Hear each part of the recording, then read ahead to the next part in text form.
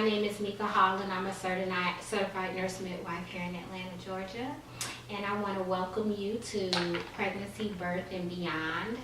We are hoping to bring episodes to you once a month, talking about women's options in pregnancy, birth, and beyond. Today we're going to be talking about how you come to imagine what you want your birth to be like and how you choose a provider who will support your birth options. Many times women just arrive at a hospital and have a baby, and they very frequently find themselves having babies according to their provider's birth choices, but not according to their own. So we hope through women sharing their experiences, who thought about these things and how they navigated the system, you'll get ideas and thoughts about how you could better navigate the system. So today we have Tatiana joining us, and Serlina and Kiana. And we're going to start off with Tatiana. And Tatiana is going to tell us how she came to envision her birth. She's had one child, and so tell us about how you knew what type of birth you wanted to have.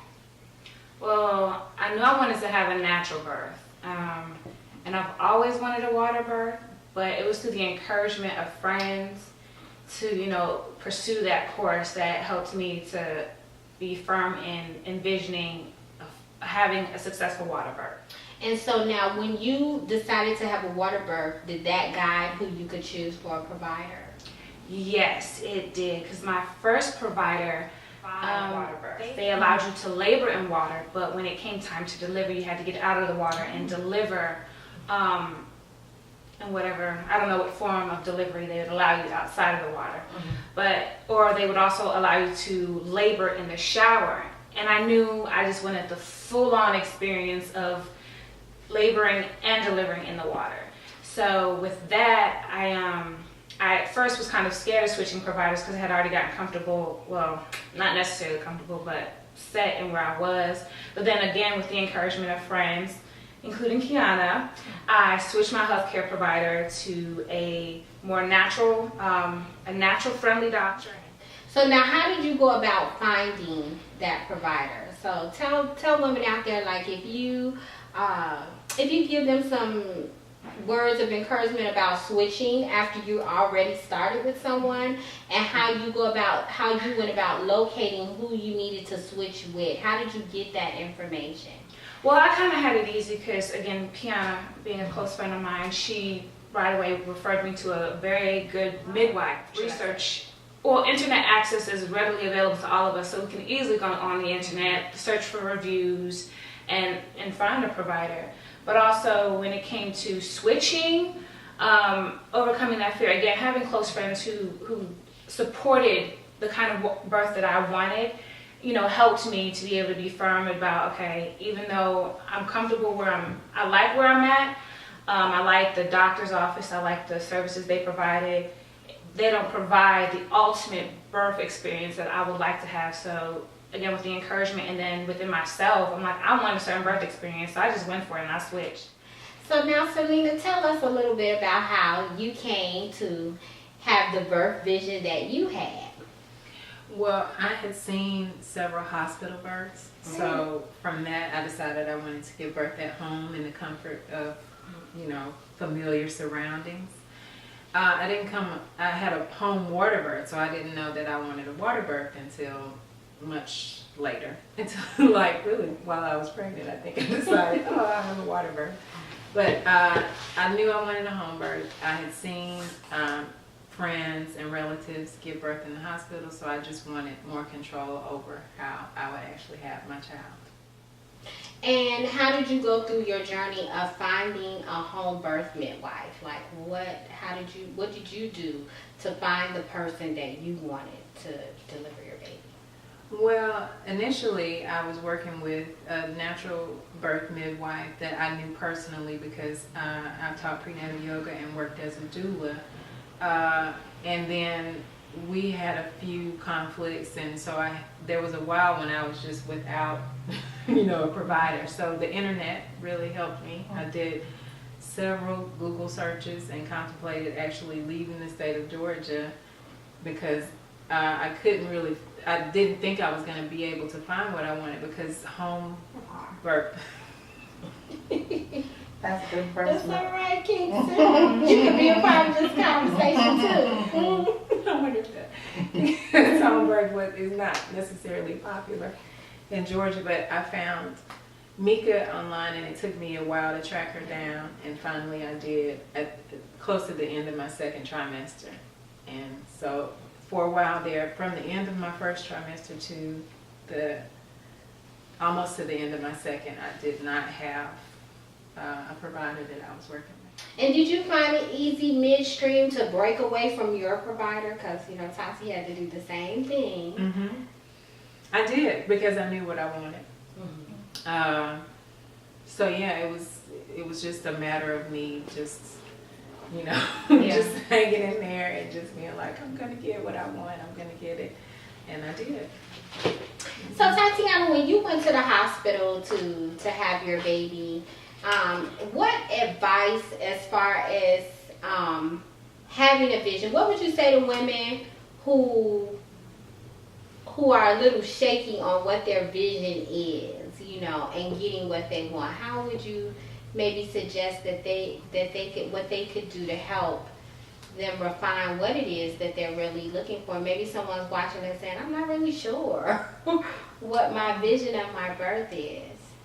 That's an interesting question, because I feel like it would be different for everybody. Because like for me, water birth was something I was passionate about having. I don't know what it was that attracted me, just seeing people and knowing the benefits of having a water birth. But some people don't want a water birth, and that's completely okay. But ultimately, I knew I wanted to have a natural water birth, which ended up benefiting me in the long run. Because some of my friends just had such a negative birthing experience. It's just like, I want to have control of this. Yeah. And having people around me, like, again, Kiana, as well as yourself, and even my midwife, who I ended up going with, you all were such positive effects on me in knowing and advising me as to, building me up as to have control over my birth. We as women just relinquish all of our control to whoever our doctor is, and just put our life and our child's hand in their hands instead of us having control over it from the beginning. So wanting to have full control, and then also the negative energy. I fed off that negative energy, and I'm like, you know what, you could say all this, but this is what I'm going to do. But for people who don't have a lot of passion about it, again, just do your research. Understand the side effects of certain things, or like, you know, the epidural. Just know the side effects of your choices. And have control over it. Know that you have control. It's not the doctor or the nurses who attend to you who have that control. It's you, your body, it's your life. And it's, you know, you have the decision as to whether you want to just let things go. Yeah, That's a I powerful agree. statement. I think so. That's powerful. I think so. Mm-hmm. Because ultimately, that's what Serena, that's what fed her choice, was that she wanted to be able to control her birth environment. And so I think that's the key, is, you know, maybe coming in and having an understanding early on, still in the pregnancy, that you want to have some control over what's going to happen in your birth. I think for me, I'm your typical, I'm a nurse. So being a nurse, I trust the medical profession. I trust what they say. I don't question it. I used to be that way. I don't question it. I believe that that's the safest place to be, being in the hospital, and that is the way you have a baby, because anything can happen. And what will happen if these things happen? This is how, and I subscribe to that, because that's what I believe, because I'm a nurse, and we are medical people, and we know better than everybody. Yeah. But that is just simply not true. But for all of my births, that's whatever they said I did. I was fortunate, I didn't end up having a C-section, but for all of my births, I did exactly as I was told.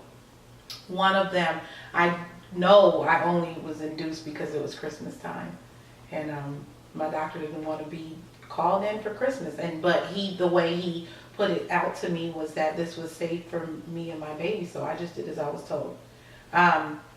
It wasn't until meeting Meka and delivery that I had that it was totally different. I had no epidural, and I had a natural delivery, and I can honestly say, being a nurse and all of that, anything can happen, but really it's truly fear and lack of knowledge. Yeah. Because if you're being told that all of these horrible things can happen and nobody's giving you an alternative. And I think that's why I say Tatiana impresses me so much, and Serlina too, because they took the time to know what their options were. No one told me that I had options, and I didn't even know this whole world existed. But for a woman to know she has an option, I don't disagree with a woman who decides she wants to have an epidural in a hospital birth. That's her choice. But let a woman know she has a choice. You know, I didn't have the choice. I just did as I was told. And more of us need to know we have a choice. We need to know that we have choices out there, because you don't know. And it's a very fear-driven area. So they've taken a process that is very natural and they've turned it into a fear process. And did you see, Serlina mentioned she had been to a lot of births. Did you see women just in the hospital transition into a state of fear? Yes, absolutely. And it can easily happen, because when you're in labor, there's a certain vulnerability that goes with that. And, you know, it goes with the territory. And if you're around people that kind of keep that energy going, you'll go with it. If you're scared, you know, and, you know, in labor and feeling like, okay, you're not sure what's happening, especially if you're a first time mom, and then you have someone, you know, tell you, well, your baby's heart rate is going up or something like that, then yeah, maybe you panic. One of the girls that I taught ended up having a C-section when she had planned, you know, originally to just go into the hospital and have her baby. But then there were issues, you know, with her not going into labor fast enough as far as the clock that they have you on in the hospital, because there's apparently there's a time limit. At that point, I will say this. A lot of that fear also comes from family members. They mean well, but their fear, unknowingly, they don't know, but their fear can just be imposed upon you. And I saw that happening with my family. When I was telling everybody, oh, I'm gonna do a water birth, I'm gonna do it all natural. Well, you could have an epidural and do it natural. I'm like, no, I'm gonna do it natural, and I'm gonna have a water birth. Well, you know, things always happen. You know, everybody has to put that disclaimer. Well, you know, it drove me crazy. It's like, you know, things can happen, but you keep a positive mindset. I feel throughout my whole life, a positive mindset can most of the time bring positive results. And with all that negative energy, when it came to choosing people who were going to be with me in my birth room, I didn't want that anywhere near me. Mind you, I love my family. They were there for me during my labor at the house. But it's like I even felt their energy, their nervous energy, when it got late into the evening. And it got on my nerves. I thank Jehovah that I had a doula, because she protected me from all that negative energy, because she got it on the back end, I found out later, but she protected me from all that negative energy, and it helped me to stay calm. And even when I got to the hospital, because I was in labor for 2.5 days, choosing to have a doula, it was the best thing, because her positive energy, even though on that Thursday morning when I was ready to say, give me an epidural, give me a C-section, get this baby out of me, she was there. You're fine, the baby's fine. She was just still helping me keep in that positive energy, just bringing that positive energy to me, to keep me calm for myself, to keep me calm for my baby. And with all of that, we had a successful outcome. Granted, you know, some women will have complications where, you know, where their bodies aren't able to successfully deliver on their own, but having that, just starting with the basis, having that positive energy and having that strength and that knowledge and that courage to do it on your own, you know, it helps the process so much more. It does, and when you're trusting the provider or trusting the person you've chosen to assist you, that makes a world of difference too. Because, you know, with Meka, I know that when I researched her, I was looking at her experience, you know, how many times she'd actually been, you know, to a water birth or, you know, done water births or done. The provider is so important that you choose, because if you have a provider that instills fear in you, you are going to fear the process. because they will continue to talk fear into you. And if you don't have a positive birth attendant, someone who is positive, who's building you up and telling you, this is the normal part of the process. This is how labor goes. I know it's hard. You can do it. You can keep going. Then you won't feel like you can keep going. And you won't feel like it's going according to how it goes. Because we all reach a point in labor where we like, is this supposed to be like this? Is this how it's supposed to be? You know? Even Serlina at home was like, Say that. She did. It's all going well. So, but imagine if you're in a hospital and they're saying, well, I don't know. It's been quite a few hours. Yeah, I heard a lady say that she tells women, there's no Hall of Fame if you do it natural. Yeah. I mean, how discouraging is that to tell a woman in mid birth that she is not gonna get? There's no plaque if you do it natural. And people are just staring at you like, and it's almost like anticipating failure. Yeah, it's not an environment that you can. And not all facilities, I'm sure, are that way, but it has a lot to do with who you choose as your provider and who you choose as your support people, because they can keep that at bay. Oh yes. It depends on who you have. So I just think for women need to know that you just need to take the time to research who you have taking care of you and who you're going to bring. I mean, I like that you brought up the point about a doula. Yes. Because husbands and mothers and sisters, they love you, but they're afraid too. You belong to them. They really can't support you in the way that you need to be supported at that time. They need support. Really? Their emotions are high. They're worried. They don't, they're nervous. They need support. Doulas are, I think, hopefully one day we'll see them be a part of the team, just like nurses and doctors, because they're essential to birth. I don't see, we shouldn't be laboring alone. A nurse has several patients. Right. But who is there to sit there with me if I'm laboring? So I'm glad you brought that point up. And you need that reassurance. Stephanie, who we interviewed earlier, just talked about that doubt and how her provider began to put doubt in her. And she thought it was okay, but then they began to build the doubt. And so, like you said, Tatiana, that doula protected your space. You had a long labor, and so she was there at your home to help protect your space. And she may have, even though she didn't know it, she probably put them at ease somewhat. Where they weren't calling ambulances and demanding that you be rushed out of the house, for a long labor, which is not a crime. Some labors are wrong. And sometimes it takes a while to get a baby out. I like what you said too, Serlina. Ask the provider questions. There are many OB doctors who have never seen natural birth. Right. They've been residents. All they've seen is hospital births. They have no idea how long natural birth takes.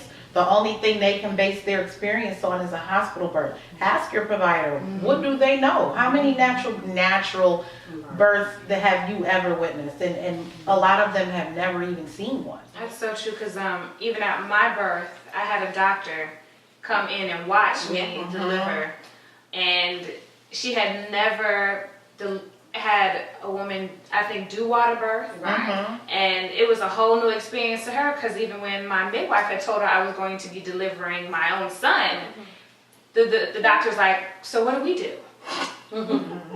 My midwife was like, we watch. So the doctors, because it's something unknown to them, it's like they themselves are inexperienced in the whole matter. So we put our trust in them, but we also have to back up our trust in them with our own personal knowledge that we do. Research, I mean. Yeah, it's a big point. And so that's what we want to leave moms with today. It's just research your provider. We have the excellent point of many doctors have not seen natural birth. So natural birth, we should say, is birth without any medication. That also happens from the vagina, not just from the vagina, but with an epidural. When we say natural, we mean this is a non-medicated birth.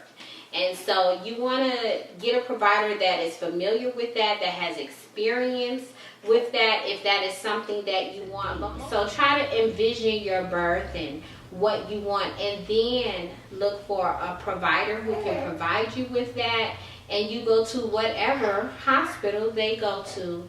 And that we don't necessarily choose a hospital first, ladies. We choose what we want for ourselves and who can support our decision for ourselves, and then go from there, because pregnancy is not an illness.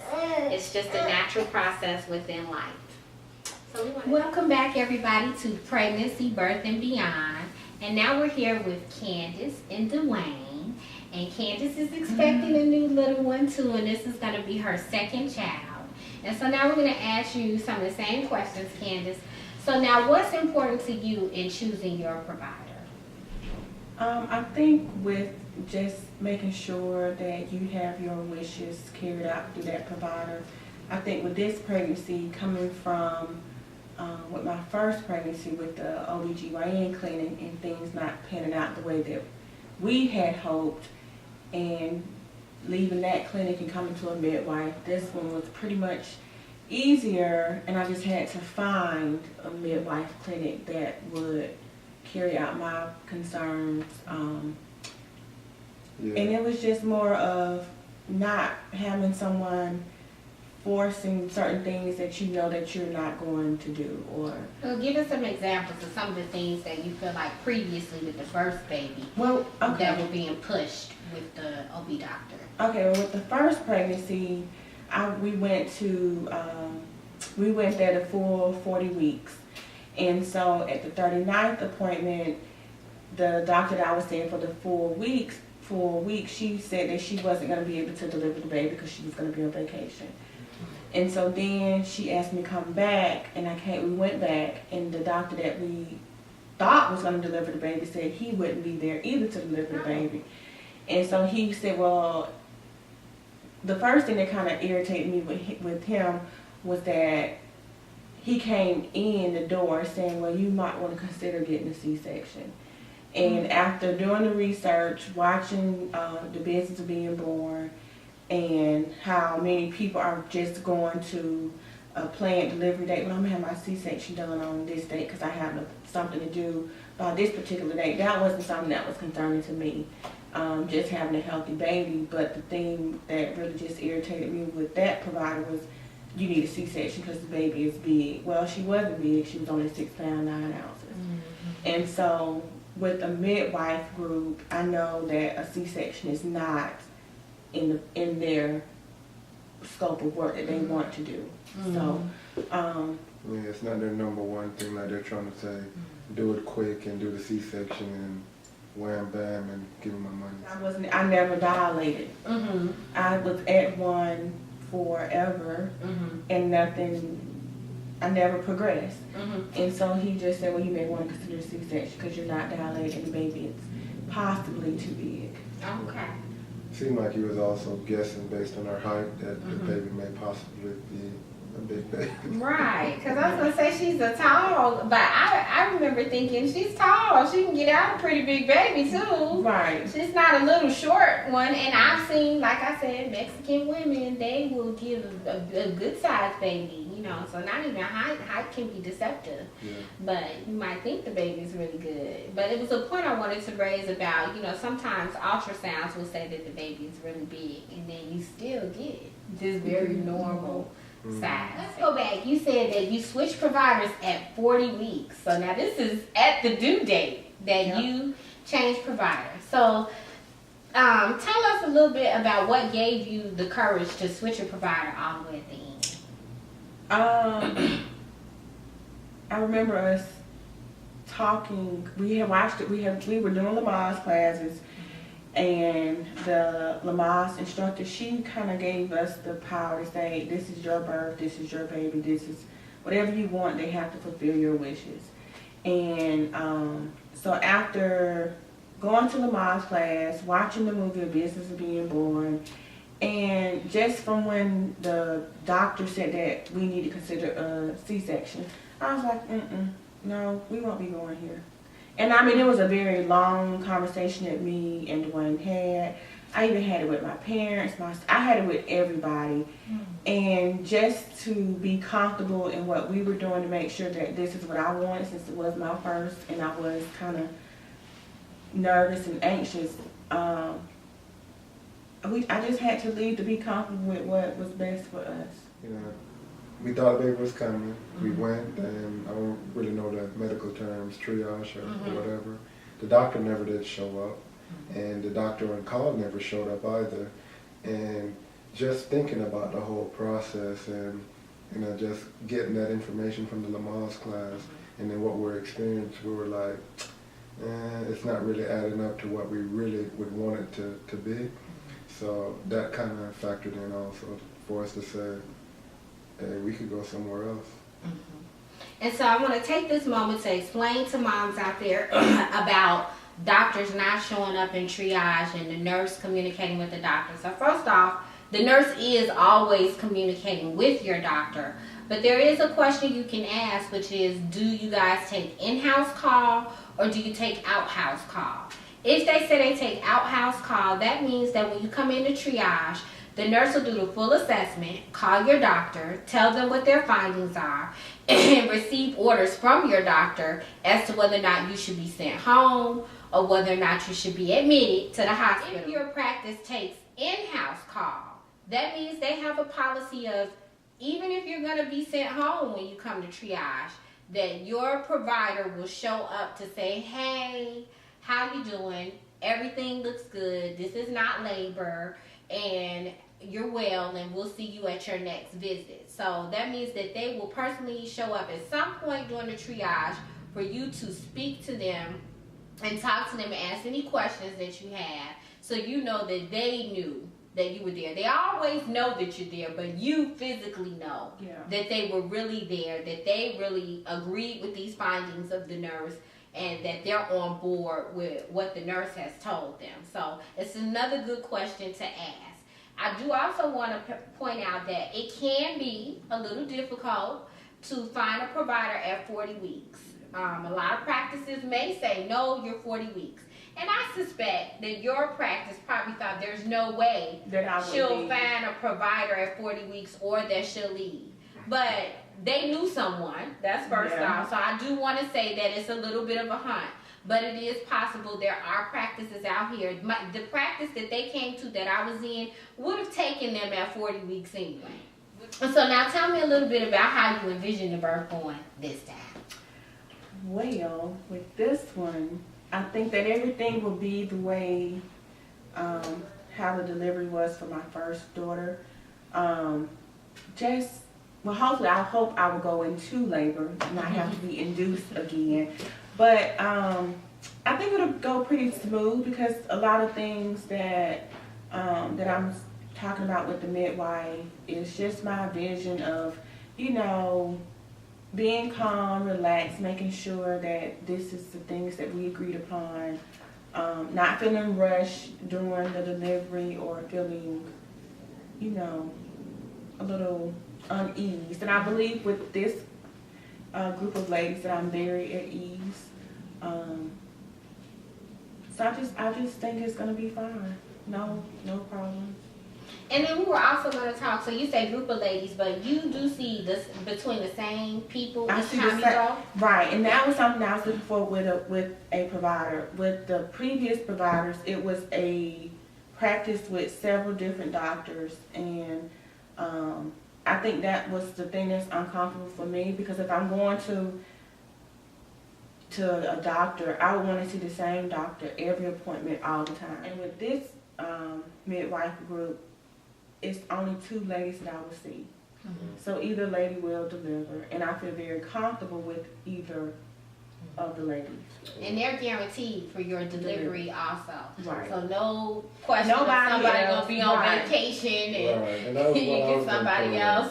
Yeah, because I was thinking, you know, when we went to the doctor, the first doctor, they gave the impression that the one doctor that we chose, that would be the one, but when it came down to the time for everything to happen, and then she's telling us, oh, her vacation is coming up and she won't be there, and then we really saw, okay, well, y'all promised me one thing, but now It's other something things are else. happening.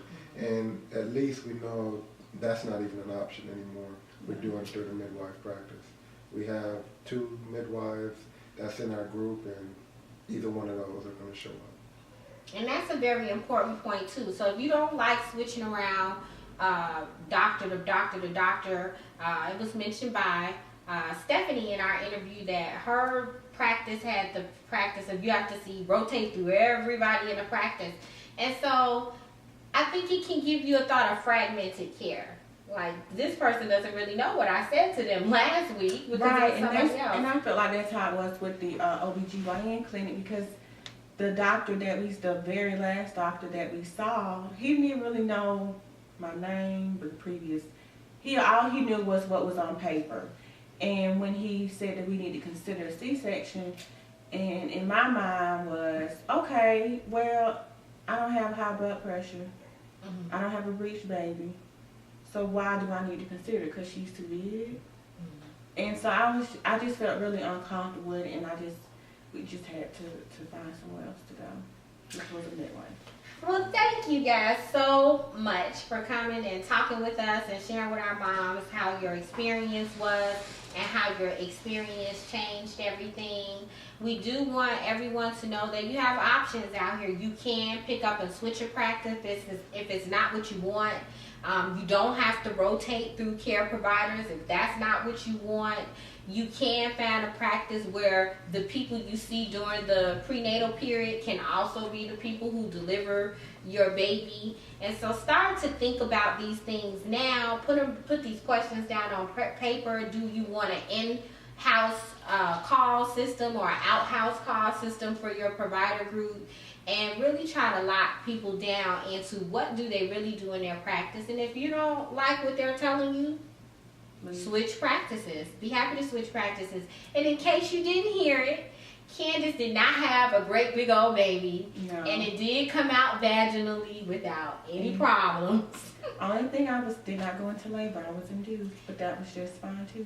Yeah. And then we went to 41 weeks. Yep.